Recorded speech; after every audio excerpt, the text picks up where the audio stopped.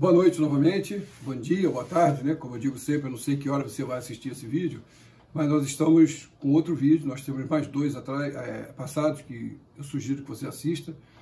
E nós vamos falar hoje sobre a parábola das 10 virgens. E eu vou ler um texto, esse texto pode estar pequeno aqui para você ler aqui, mas você pode dar uma pausa, está ali a referência, e você lê na sua Bíblia com muita calma, ou acompanha comigo na Bíblia a partir de agora, tá certo? Essa versão aqui é a Almeida Revista Atualizada, então a sua versão pode estar um pouco diferente, mas vai dizer as mesmas coisas que eu vou explicar ali, ok? Tá bom? Então vamos lá. Diz assim: então o reino dos céus, Mateus 25, do versículo 1 ao versículo 13. Eu vou ler isso porque isso é importante para a gente entender o que a gente vai falar, tá bom? É muito importante. Diz assim: então o reino dos céus será semelhante a 10 virgens que, tomando as suas lâmpadas, saíram a encontrar-se com o noivo. 5 dentre elas eram nécias, novas, deixa eu ver onde eu parei, eram nécias, e 5 prudentes. As nécias, ao tomarem as suas lâmpadas, não levaram azeite consigo. No entanto, as prudentes, além das lâmpadas, levaram azeite nas vasilhas, em outras vasilhas além das lâmpadas, o que as nécias não fizeram. Continuando. E tardando o noivo, ou seja, o noivo demorou a chegar, foram todas tomadas de sono, ficaram cansadas, foram dormir e adormeceram, como diz o texto. Mas, à meia-noite, ouviu-se um grito: eis o noivo! Saí ao seu encontro. Esse foi o grito.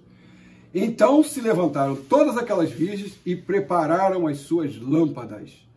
E as nécias disseram às prudentes: dai-nos vosso azeite, porque as nossas lâmpadas estão se apagando. Mas as prudentes responderam: não, para que não nos falte a nós e a vós outras. Ide antes aos que vendem e comprai-o. E saindo elas para comprar, chegou o noivo. E as que estavam apercebidas, as que fizeram o correto e levaram uma reserva de azeite, estavam atentas, apercebidas, entraram com ele para as bodas, para o casamento, e fechou-se a porta. Mais tarde, chegando as virgens nécias, clamando: Senhor, Senhor, abre-nos a porta. Mas ele respondeu: em verdade vos digo que não vos conheço. Vigiai, pois, porque não sabeis o dia nem a hora. Então eu vou explicar uma coisa aqui, que nem todo mundo tem conhecimento, por isso eu estou fazendo o vídeo, de como se dava um casamento judaico, tá certo? Como é que acontecia? Agora eu vou sair do texto, vou entrar no contexto histórico de como acontecia, ou pode até estar acontecendo hoje, dentro do judaísmo. Como é que funciona? Funcionava, na época de Jesus, pelo menos funcionava assim. O noivo saía da sua casa e ia para a casa da noiva, firmar um contrato de casamento com o pai da noiva. E esse contrato, ele firmava, era aceito, ele conhecia a noiva ali, ou não sei disso, mas ele pelo menos firmava esse contrato, ele já sabia com quem ia se casar, e ele saía dali e ia preparar um lugar. Esse tempo, não tem tempo para acontecer. Ele podia demorar até um ano. Já pensou? Por isso o texto diz que o noivo demorou. Porque podia demorar um ano. No nosso caso, se for considerar Jesus saindo do seu conforto no céu, vindo aqui nos resgatar para casar com a noiva, vindo aqui nos resgatar e casar com a noiva, ele demorou muito tempo. Já está demorando mais de 2000 anos. Por quê? Porque as coisas não estão de acordo para que ele venha. Ele ainda não achou o local, ele ainda não achou o local certo e ainda não foi aprovado pelo pai, porque o pai fiscalizava esse casamento e tinha que ser aprovado pelo pai. Pode ser aqui, pode ser dessa forma. Tá entendido até aqui? Muito bem. Daí para frente, quando o noivo voltou, ele voltava para casa. Agora eu vou perguntar para vocês, onde nesse texto fala de noiva? Praticamente não fala, fala do noivo. Fala que ele saiu. Olha só, então o reino dos céus é semelhante a 10 virgens que, tomando as suas lâmpadas, saíram a encontrar-se com o noivo. O que eram as 10 virgens? Eu vou dizer para você. Vamos lá. Vamos ao próximo imagem, que eu vou ter uma sequência para te falar ali. Vamos lá. Uma análise. Semelhante. Essa parábola, necessariamente, ela pode ter acontecido. Não precisa ser uma parábola, não precisa ser inventada, ela pode ter acontecido. Então, semelhante o quê? Que esse texto aí é semelhante, o que Jesus estava tentando explicar, é semelhante ao casamento, tá certo? A vinda de Cristo é semelhante ao casamento. Como acontece? 10. 10 em hebraico significa mão. Quantas mãos normalmente nós temos? Existem pessoas com uma mão só, por acidente ou por um problema de nascença, mas o normal seriam 2 mãos. Então, 10 dividido por 2 dá 5 mais 5. Ou seja, o 5 é... Sabe por quê? O hebraico não tem letra, não tem números. Então, quando fala do número, essa letra é uma letra. Essa letra representa alguma coisa. Então, por exemplo, 10 em hebraico é mão. 5 em hebraico é graça. Ou seja, 5 noivas vão entrar na graça e 5 não. 5 noivas não, perdão. 5 virgens entrarão na graça da salvação e 5 não. Por quê? Não foram prudentes o suficiente para guardarem óleo. Óleo representa o conhecimento, óleo representa a cura, óleo representa a salvação. Então, elas não estavam dentro do contexto histórico da salvação, o contexto bíblico da salvação, tá certo? Por isso, graça. Isso, se você ler lá em Isaías 53:5, como está escrito aqui, é só você copiar daqui, você vai ver isso, tá bom? O encontro. O que é o encontro? Veja bem. Quando ali fala do encontro, significa que o noivo foi ao encontro de quem? Das virgens. Onde estavam as virgens? As virgens estavam com a noiva. Elas eram como se fosse hoje, a gente conhece como damas de honra. Então tinham 10 virgens lá, que o noivo havia escolhido para ir para lá, para se juntar à noiva, para que o casamento acontecesse. A noiva não é a igreja. Desculpe se você não sabia disso e você agora está decepcionado. Você e eu, como não somos da raiz judaica, nós não pertencemos à noiva. Nós não somos a noiva. Nós somos convidados para bodas do Cordeiro. E graças a Deus por isso, porque isso nos vai nos dar a salvação. Agora, a Bíblia está dizendo que 5 são prudentes e 5 são nécias. As nécias são aquelas que não estavam preparadas para bodas do Cordeiro, que não estavam prontas para entrar no casamento, porque precisavam de lâmpada, porque normalmente o casamento acontecia à noite. E elas saíam em festa com o noivo e com a noiva, fazendo festa, clareando o dia, que era a noite, que era escura. E precisava de estar acesa. Se ela saísse com a lâmpada apagada, não adiantaria nada. Esse é o contexto histórico. Mas o que significa isso espiritualmente? Adianta você querer entrar no céu e até agora você não tem azeite na sua lâmpada?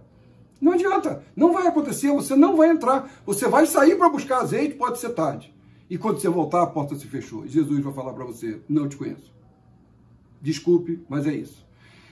Continuando, elas adormeceram por quê? Jesus demorou pelo menos 2000 anos para voltar e pode demorar um pouco mais. Eu acho que está muito próximo, não vai passar desse século, não vai passar desses últimos 70 anos, 50 anos.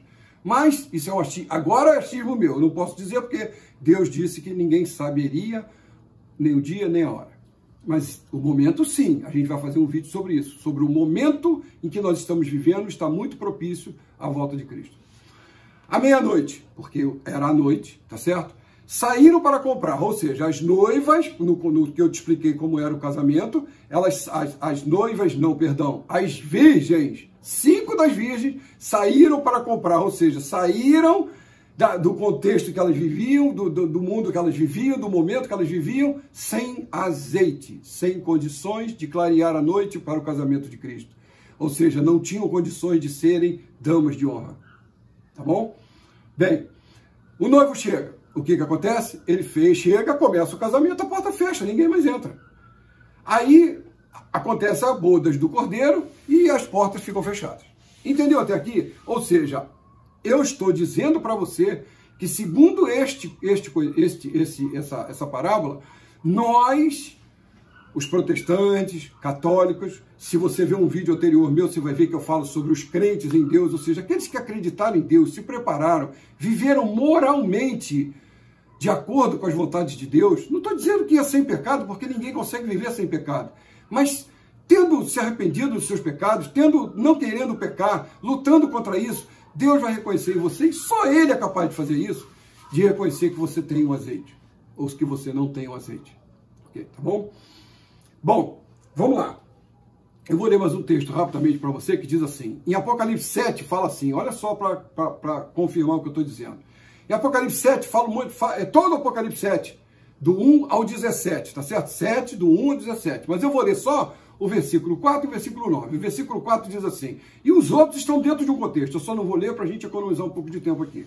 Então, o versículo 4, então, ouvi o número dos que foram selados, que eram 144 mil de todas as tribos de filhos de Israel. Aí do 4 até o 9, até o 8, fala todo o nome de todas as tribos, e isso aí é uma raiz quadrada, que é 12 vezes 12, que dá 144. Isso não significa que serão apenas 144. Isso, como eu disse, o hebraico não tem números. Então, cada número colocar 1, 4, 4, significam outras coisas. Eu não vou poder te dizer agora o que é, porque eu não sei, mas eu vou pesquisar e provavelmente a gente faça um vídeo sobre isso.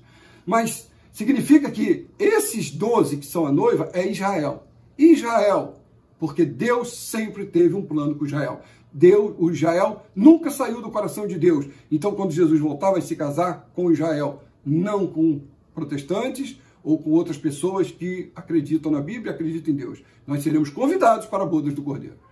Isso já é muito para a gente. A gente nem merece isso, porque a graça significa algo que nós não merecemos. Um presente que nós não merecemos. Muito bem. O versículo 9 fala assim, depois, agora presta bem atenção, que aí nós nos encaixamos nesse versículo 9. Depois destas coisas, vi e eis grande multidão, que ninguém podia enumerar, ninguém podia contar, de todas as nações, tribos, povos e línguas, em pé, diante do trono e diante do Cordeiro, vestidos de vestiduras brancas, com palmas nas mãos. Esses somos nós. Ou, pelo menos, eu quero estar lá. Os salvos. Ok? Como seria essa imagem? Seria essa aqui. Seria dessa forma aqui. Vestiduras brancas e palmas nas mãos. Essas palmas, de palmeiras mesmo. Muita gente pensa que é uma flor. Não, são palmas. O que acontece nesse momento? Isso aqui é uma imagem que eu vou passar para você, um desenho que eu vou passar para você, de quando Jesus entrou num burro em Jerusalém, e todas as pessoas que estavam com palmas nas mãos reconheciam que ele era o Cordeiro, que ele era o Filho de Deus. Então, quando a Igreja Católica, por exemplo, tem até uma comemoração chamada Domingo de Ramos, que comemora justamente isso, reconhecendo que Jesus é o Cordeiro, tá certo? Então, essa imagem aqui, ela fala muito sobre o que significa do que nós estamos falando. Ou seja, Jesus é reconhecido ali como rei, entrando num burro. Era assim que está descrito nas profecias, tá bom? Então, voltando aqui, o que significa a vestidura branca? Porque as suas vestes foram lavadas no sangue do Cordeiro. Não existe remissão de pecado sem derramamento de sangue. Isso está na Bíblia. E as palmas significam, quando os romanos carregavam palmas, eles carregavam depois de uma batalha, significa que eles tinham vitória sobre aquilo. Era a vitória deles, dizendo que estavam com palmas nas mãos, como esses homens estão. Não as vestiduras, mas agora eu estou falando sobre as palmas. Então as vestiduras lavadas no Cordeiro, e você com a palma dizendo, eu estou lavado no sangue do Cordeiro e consegui a vitória. Qual a vitória? Quando Jesus fala assim, no mundo tereis aflições, mas tem de bom ânimo, porque eu venci o mundo. Ou seja, se você estiver assim, na volta de Cristo, nas bodas do Cordeiro, você estará salvo. Você será convidado a entrar com uma multidão incontável, vestidura branca e palma nas mãos. Tá bom? Isso é o que significa essa parábola. E não como muitas vezes eu ouvi dizer que nós somos a noiva do Cordeiro. Nós não somos a noiva. Nós faremos parte do casamento como convidados de honra, mas não seremos a noiva do Cordeiro. Tá bom? Então, essa imagem diz isso, e tem só uma palavra para dizer assim, Israel sempre esteve no coração de Deus. Por que Deus tiraria agora? Sempre fez o que Deus quis, sempre forçado ou não, mas eles hoje estão numa trajetória de qualquer jeito divulgar isso. Eles estão fazendo até proselitismo. O que é isso? Eles estão querendo até converter pessoas ao judaísmo. Para você ter uma ideia, isso já acontece no tempo de Atos dos Apóstolos, por exemplo, que Paulo e Pedro tiveram a discussão sobre isso, que Paulo queria pregar o evangelho para quem não era judeu, e Pedro achava que eles deveriam se converter ao judaísmo. Então houve o concílio de Jerusalém e resolveu que não precisava, entre outras coisas. Vai ver lá em Atos dos Apóstolos que você vai achar isso. tá bom? Procura isso, é fácil achar. E, então, só para você saber, Israel é a noiva do Cordeiro. Nós seremos os convidados de honra. Então eu queria deixar mais um recado, que eu peço para você guardar essa imagem, veja essa imagem, porque isso aqui representa muito para nós. Representa que nós estaremos com uma palma na mão, porque nós reconhecemos o Senhor Jesus como nosso Senhor e Salvador. E, eu queria pedir a você para você se inscrever, deixar o seu joinha, ativar o sininho, porque isso aqui vai fazer com que outras pessoas também aprendam, também saibam. E se você discordar, deixa nos comentários. Se você concordar, se gostou, se quiser fazer alguma pergunta, faça. Deixa lá nos comentários que a gente vai tentar ler e vai mostrar para você, vai te responder. Tá bom? Fiquem com Deus. Até o próximo vídeo.